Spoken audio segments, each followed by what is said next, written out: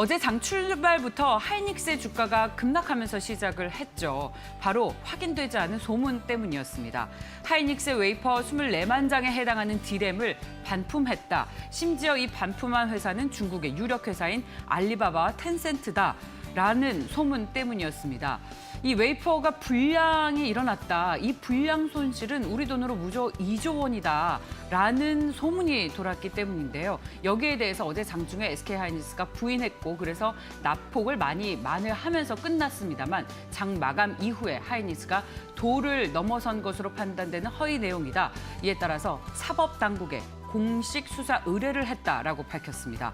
고소장을 이천경찰서 사이버수사팀에 제출했고요. 내용은 허위사실 유포에 의한 명예훼손 그리고 업무방해가 포함이 됐습니다. 만약에 작성자가 확인이 되면 민사상 손해배상 청구까지 포함하는 모든 법적인 조치를 강구할 계획이라고 밝혔습니다. 요즘 정부에서 이와 같은 허위 사실에 대해서 강력하게 조사를 하면서 이런 내용들이 요즘 거의 없었는데 심지어 시장 대표 종목인 하이닉스에 대해서 확인이 되지 않은 소문이 어제 시장을 교란시켰던 만큼 소문이다, 확인이 되지 않았다라는 것에 의해서 투자 심리가 위축이 되거나 흔들릴 수 있지만 늘 유념하시면서 팩트의 팩트를 돌다리를 건너는 심정으로 확인하시면서 투자하시는 게 좋겠습니다. 오늘 장 출발에 SK하이닉스의 주가가 어떻게 시작할지 역시 관심 있게 지켜보겠습니다. 자, 다음 소식 보겠습니다. 이런 가운데 삼성전자가 차세대 낸드 플래시 시장에서 초격차를 유지하겠다, 2등과의 격차를 계속해서 벌리겠다라고 하는 비상 전략을 가동하겠다고 밝혔습니다.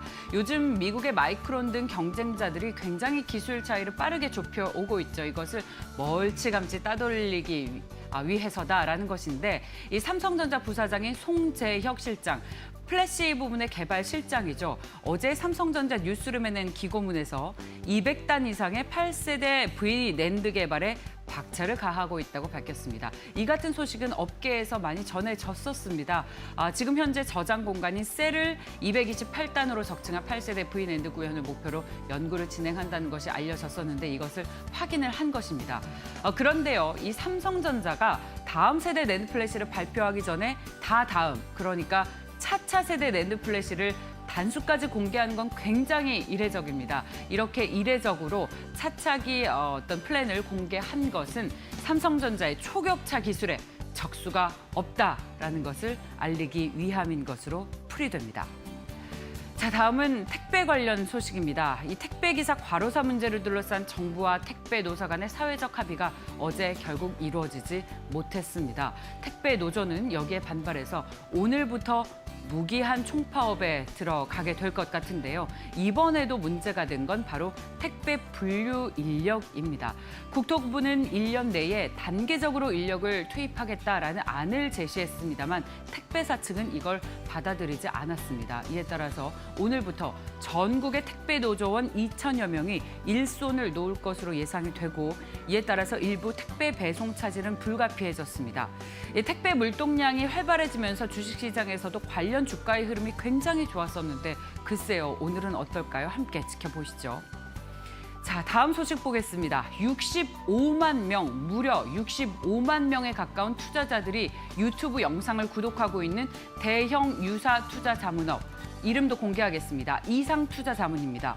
불법 리딩방을 운영하고 시세를 조정하고 사기하고 과장 광고를 했다면서 회원들에게 단체로 형사 고소를 당했습니다. 리딩방을 운영하는 유사 투자 자문 업체가 단체 고소를 당한 건 이번이 처음인데 내용을 들어보십시오. 정말 이건 심상치가 않습니다. 지난 12월에 거래가 정지된 코스닥 상장사인 명성 TNS 주식을 거래 정지 직전까지 매수하라고 회원들에게 요구했고요. 심지어 함부로 팔지도 못하게 했습니다. 이 리딩방 가입 금액으로 많게는 3천만 원까지 받았고요. 카카오톡 메신저를 통해서 1대1 투자 자문을 했고 최소 300%에서 1000%의 수익을 보장한다고 광고했습니다. 제가 늘 말씀드렸고요. 여러분들도 이제는 잘 아실 거라고 생각을 합니다. 자본시장법에서 유사투자자문 업체가 불특정 다수에게 간행물이나 이메일로 투자 조언할 수 있지만 1대1 투자 자문은 할 수 없습니다. 그리고 이 특정 기간 동안 매수를 하고 가격을 유지해야 한다고 자문하면서 매도를 하지 못하게 한 것도 이게 보통의 리딩방에서 할 수 있는 행위일까요? 모두 불법입니다. 이 얼마 전에 카카오톡 채널에 제 이름과 저희 유튜브 채널을 사칭한 리딩방도 등장을 했더라고요. 저를 비롯한 저희 앵커들은 절대로 이런 사익을 위한 행위를 하지 않고 또 특정 고급 정보를 주겠다, 여기서 수익을 몇 % 보장한다라고 광고를 하는 것이 있다면 100% 가짜라고 생각을 해도 됩니다. 그리고 저와 저를 비롯한 저희 앵커 혹은 전문가들을 사칭한 그런 채널은 모두 가짜라고 봐도 됩니다. 꼭 조심하셨으면 좋겠습니다. 다시는 이런 피해자들이 발생하지 않기를 바랍니다. 자, 다음 소식 보겠습니다. 자, LG에너지솔루션이 상장 예비심사 신청서를 드디어 유가증권 시장에 접수를 했고 올해 안에 코스피 상장을 목표로 하고 있습니다. LG에너지솔루션은 2차 전지, 그러니까 배터리 제조업을 주요 사업으로 하고 있죠.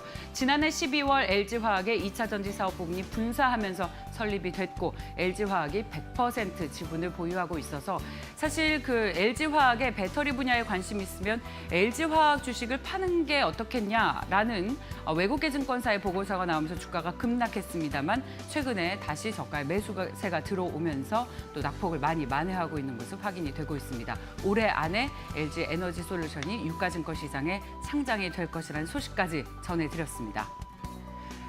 자, 오늘 여의도에서는 어떤 이슈에 주목을 하고 있을까요? 들어보겠습니다. 유안타증권 분당 지점으로 가겠습니다. 백인범 과장님, 안녕하십니까?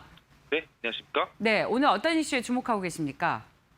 네, 최근 좀 상승 랠리 좀 이어가고 있는 건설 업종 좀 이어질지 여부 좀 고민해 보시자라는 말씀에서 일단 오늘 이슈는 건설 업종 관련 좀 얘기를 좀 말씀을 드리고 싶은데요. 지난 거래일 같은 경우 제약바이오, 항공해운, 우주항공 업종 그 외에도 건설 업종 등의 좀 부분적인 강세가 두드러졌던 모습이었는데 그 가운데에서 건설 업종 좀 강세 계속 포커스를 좀 맞추시자라고 말씀을 드리고 싶습니다. 우선 이 최근에 이 주가 상승에도 불구하고 이 업종 PBR은 1배 미만 수준이다라는 점. 그러니까 쉽게 이 PBR 수준으로만 이제 비교를 해보자면 이 과거 이 중동 플랜트 붐이 일어날 당시의 건설 업종 PBR이 약 1.6배 정도 수준이었습니다. 그리고 또 과거 이 박근혜 정부 초기 착공 랠리 당시에는 약 1배 수준이었다라는 점. 그리고 얼마 전이었죠. 2018년도 같은 경우 이 문재인 정부 들어서 이 대북 이슈로 초반 건설 업종이 테마성으로 올라갔을 때 역시도 0.9배 수준이었다라는 점에서 현재 수준의 이런 밸류에이션 지표는 좀 부담스럽지 않다라는 점으로 좀 인식을 해보시면 좋을 것 같고요. 이 PBR 기준이 절대적인 건 아니겠지만 사실 2018년도의 주가와 비교를 했을 때 건설업종에 추가적으로 갈 수 있을 만한 여지는 있다. 하지만 최근에 이런 급등에 있어서 부담이 되신다 하더라도 이런 밸류에이션 지표상으로는 아직은 덜 부담스럽지 않을까라는 점으로 기준점 삼아보시면 좋을 것 같고요. 그리고 또 최근 건설 업종, 이 건자재 업종 등의 이런 상승의 주 요인이 바로 국내 주택 부분 시장에 대한 기대감이 가장 크게 작용하고 있다라고 보시면 좋겠습니다. 이 국내 주택 시장 부분의 업사이드가 상당히 크게 다가올 가능성이 있다라고 보시면 좋을 것 같은데요. 특히 지난 몇 년간 이 정부가 인위적으로 주택 공급을 좀 제한시키는 정책을 쓰면서 건설 업종, 주식시장을 물론이고 시장에서 좀 소외되어 왔었는데 도리어 현재 시점에서는 지난 이 3, 4년간의 공급 억제로 도리어 올해부터는 그 억제되었던 부분이 풀릴 수 있다라는 점에서 좀 기대감을 가져보시면 좋을 것 같습니다. 이 공급 물량 확대와 더불어서 이 서울시의 용적률 상향이라든가 3기 신도시 이슈, 그리고 민간과 공공, 이 양방향 공급 확대 기조가 있다라는 점에서 건설업종과 더불어 건자재 업종 이 전반적인 상승을 유발할 수 있다라는 포인트다라는 점. 그리고 또 국내 주택 부분 시장의 긍정적인 부분 말씀드렸었는데 일단 올해뿐 아니라 내년 역시도 이 40만 호 이상의 이런 분양 물량이 예상이 된다라는 점은 이 국내 주택 부분의 모멘텀이 좀 상당할 수 있다라는 점 염두를 해보시면 좋을 것 같고요. 또 거기에 이제 플러스 알파적인 측면에서 봤을 때 이 해외 사업 부분, 그간 건설사들의 골칫덩어리였었는데 올해부터는 이 해외 사업 부분 역시도 흑자 전환이라든가 혹은 턴어라운드 기대감이 더해질 수가 있다라는 점. 그러니까 이는 최근에 삼성 엔지니어링의 주가 흐름만 보시더라도 좀 유추를 해보실 수가 있을 것 같고요. 또 거기에 또 추가적인 요소로서 최근 원전 관련 기대감이 좀 시장에서 화두가 되고 있는데 두산그룹뿐 아니라 이 원전 관련 시설의 건설 기대감들도 이제 대형 건설사들에게는 모멘텀으로 작용하고 있다는 점에서 참고를 해보시면 좋을 것 같습니다. 일단 업종 내에서는 현대건설을 필두로 대우건설, GS건설, 그리고 쌍용 C&E 등에 관심 기울여 보시면서 시장 대응에 참고해보자는 의견 드리겠습니다. 네, 자, 백인범 과장님 잘 들었습니다. 그런데요, 한 가지 좀 우려스러운 것은 최근에 이 대형 건설주들이 해외 플랜트 모멘텀 등으로 인해서 주가가 쉼없이 오르지 않았습니까? 가격 부담이 좀 있는 구간이라고 보입니다만. 일단 해외 플랜트 부분은 좀 플러스 알파적인 측면으로 보시면 좋을 것 같고요. 그러니까 단순히 국내 주택 부분만 보더라도 과거 건설업종에 못 갔던 이유가 좀 해외 사업 부분의 부실화가 계속 발목을 잡았었는데 지난 몇 년간 이런 부실을 떨어내면서 해외 사업 부분에서 일단 특정 기업 한두 군데 정도에선 좀 대우건설 같은 경우에는 일부 해외 사업장에서 좀 리스크가 노이즈가 될 수 있다라는 의견도 있지만 지금의 현재 주가 수준은 해외 사업 부분은 좀 플러스 알파적인 그리고 국내 주택 부분의 성장성으로만으로도 좀 충분히 올라갈 수 있다는 의견도 있는 만큼 그런 의견을 좀 종합하셔서 판단해 보시면 좋겠다 말씀드리겠습니다. 가격 부담 없는 자리라는 말씀이신 겁니까? 네, 현재로서는 가격 부담이 좀 없다라고 보여지고 있습니다. 그래요, 알겠습니다. 잘 들었습니다. 네, 감사합니다. 네.